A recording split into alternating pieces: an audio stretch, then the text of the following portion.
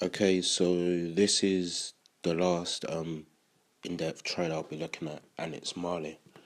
So from the start, Magnolia Pictures appears with a black background, so it stands out, and so the audience know who is involved in the production of the documentary. There's then a use of a fadeaway to where we are presented with an establishing shot of a crowd at a concert with with the typography, you know the name, and this is in a dusk type color, presenting an area of, I guess, hardship and somewhere with a lot of sun as well. As this is on the screen, there's some dialogue of an unknown person. Well, we could hear the dialogue of someone, and we don't know who it is. And they have a heavy Jamaican accent, which is then hard to pick up. So, but we do hear them say Bob Marley though, out of all the stuff they said. There's then a quick fire of photographs of Bob Marley where we see various colours which grabs our attention. A match on action shot is used as each photo changes, so you hear the non-diegetic sound effect of the camera taking the photo, which adds a sense of realism to it. Then it cuts to a shot of Bob Marley speaking to an interviewer saying, yeah, this is my identity. After this, there's a short passage of a montage of clips of people dancing and Bob Marley dancing on stage. At this moment, a man is talking, and we see glimpses of him talking his way as well, so the audience can get an understanding,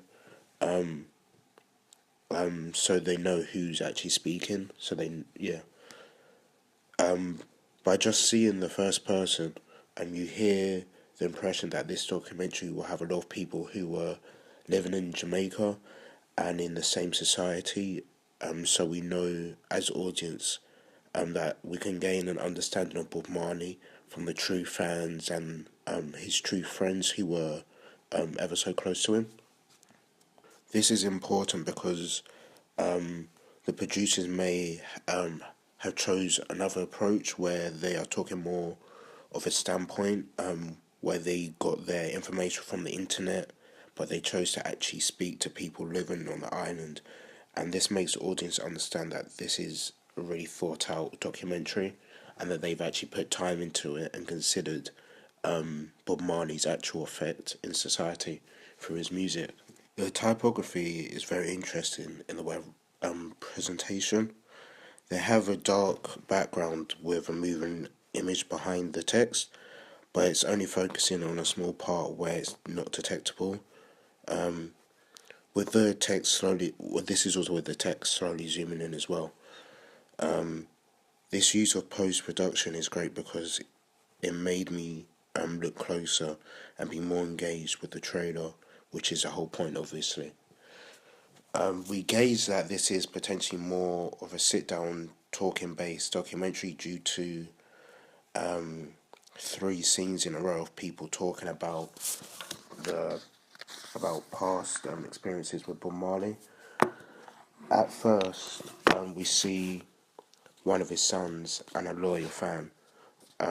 Well, yeah, a loyal fan would know who it is, as we do hear him say "my father." This shows to the audience that there's a personal level towards the documentary, meaning the facts should be straight, and that the people watching this would know bits will know that it's a celebration of his life. Three other people then start talking in the same format of voiceovers to then seeing them on screen with the camera stationary on a tripod, where they talk about smoking, car doors being open as they're driving down the streets, and many more stuff as well. The information these people provide gives us more of an insight into Bob Marley's life and would entice the audience to watch the whole documentary because they would want to hear more about him from stuff they may not have known. As this is going on, a more and more interviews coming up, we are hearing several of his songs being played softly in the background. As a background music creates a greater nature and to make you feel like you are at one of Bob Marley's concerts. So it is really chilling as well. So it does make you feel comfortable and really relaxed while watching the trailer. And this is sort of a representation of the music Bob Marley produces as well. More secondary footage is shown of Bob Marley dancing and singing at his concerts. Long and mid-range shots for the most part. There are some close-ups where you can see his true emotions while dancing, which make you smile because he's having a great time living. As a white gentleman says, there was that sense that he was about to be massive. You could tell that the tone was about to change. You then see a few dark shots that are just highlighting Bob Marley's face, where he looks upset and puts his hands in his head, with a gun then showing to then a picture of a newspaper saying how Bob Marley was shot. This scene was very quick and dramatic, which worked perfectly in how life and a career can be going great for someone, or for someone, and then something like a gun can nearly ruin it all. The tone and the feel of the trailer changes, where we see some cutaways and a drone used for one shot to show poverty, but children are still running and having fun at the same time. A couple of on ground level shots are seen with people walking and chilling out, but you get the feeling that nothing is the same, potentially due to Bob Marley being shot. So you do get the vibe that after hearing bad news like this, everyone is on edge. We then gain a couple more pieces of footage with Bob Marley, and then he is talking to an interviewer about his love for people, and that is what makes him so great. The audience hearing him talk about this gives them more context on what you'll hear from the actual man himself. One of his most famous quotes about being rich is said, and this adds emotion and attachment for the audience because it's so renowned across the world as well. It ends with a series of pictures with the match on action shot being used again, with the addition of non-diegetic sound of people clapping and then shouting. The title then appears with theatre lights shining up specific parts of the title, with the background colours moving in a curtain style. So there was colours like green, yellow, and red, I think it was. Overall, I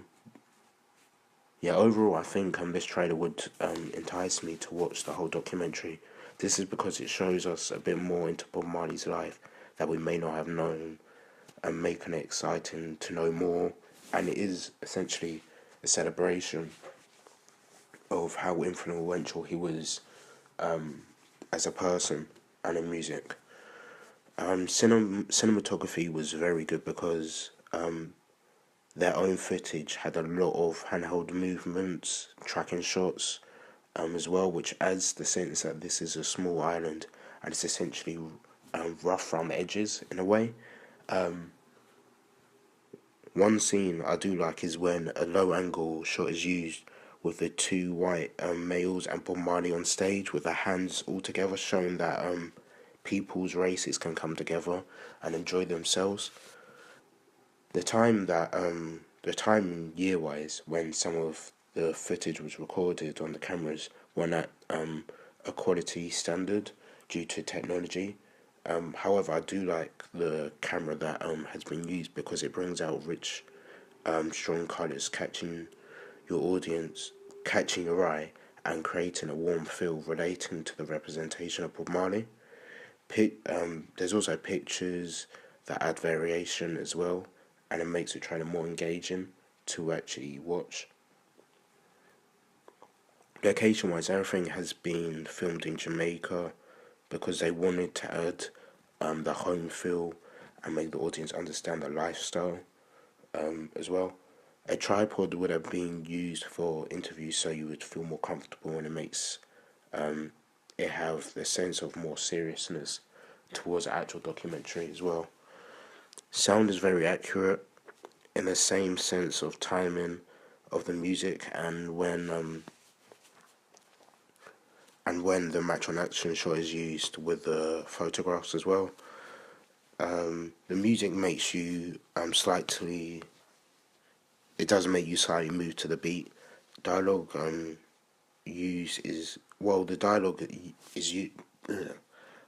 that's used isn't really wasted and actually has meaning to it, so it's really interesting and engaging, and it does have some open-ended stuff as well. And because most of them are telling stories, it does entice you to hear either the whole story or other stories.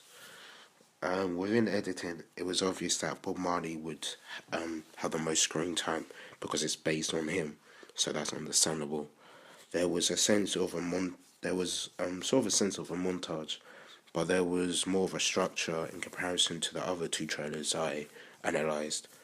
Cutaways are used to provide context for the viewers. Post production was vital with the text because of the animation used, which is also a good addition to have because it does show there was a modernized feel to the trailer as well.